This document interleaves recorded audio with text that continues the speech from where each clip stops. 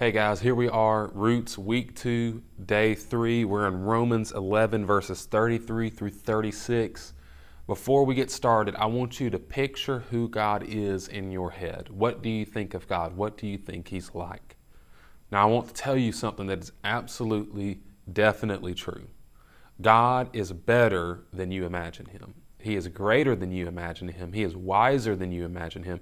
He is more loving and gracious and compassionate than you can possibly even imagine Him to be. In Romans chapter 11, verses 33 through 36, Paul says, "Oh, the depth of the riches of the wisdom and of the knowledge of God. How unsearchable His judgments and untraceable His ways. For who has known the mind of the Lord, or who has been His counselor, and who has ever given to God that He should be repaid? For from Him and through Him and to Him are all things. To Him be the glory forever. Amen." That is what Paul says about God. God is unsearchable. He is incomprehensible. His ways are not our ways. He is different than we are. And that's a comforting thing, because sometimes we wrestle with certain ideas about God. And I'm not saying those things are not important. I think that they are, and that we should wrestle with them. But we have to acknowledge our limitation, because we are finite. We are mortal people. We are just human. And God is God. God is not like us. God is different from us. He is greater than our minds can even wrap themselves around. And so there are certain things that we just won't comprehend. I was in a conversation with our pastor not long ago, talking about a particular issue that we were about God. It was a theological issue.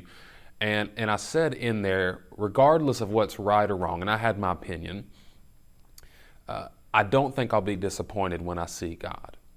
And so I am more confident in who God is and His goodness than I am of my opinion of Him.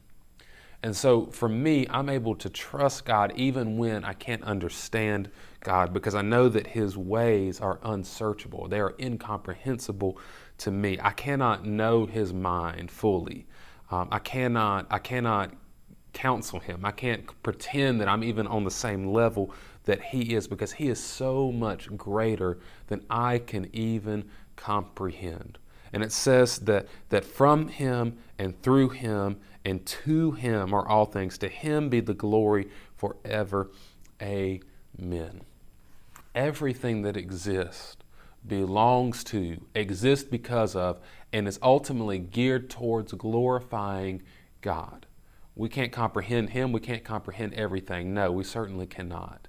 But the fact that we are here means that we exist for His glory and for His good pleasure. And so that is why all of this is here.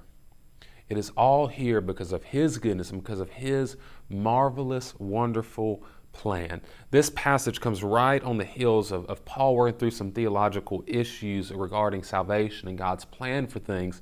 And it comes off the heels of him saying, "For God has imprisoned all in disobedience so that He may have mercy on all," even in the midst of human rebellion and human rejection of God. God is working even in that so that He could show mercy to all people. And that's a wonderful, glorious truth. And so I want to challenge you guys with this. The goal of what we are trying to achieve as Christians is to see God and to know God. We cannot comprehend Him. I'm not saying that. We won't fully comprehend Him, but we ought to want to know Him. We ought to want to think about Him, to meditate on Him. Thinking about God and talking about different ideas about God do have practical implications for how we live, for sure. But they are the goal in and of themselves, because we want to know God. The end of the story is that we all live with God in a perfect place, and we get to see Him. And so I want to challenge you to pursue God, to pursue His love, to pursue His presence in your life, so that even when you don't understand Him, you know Him and you love Him and you trust Him.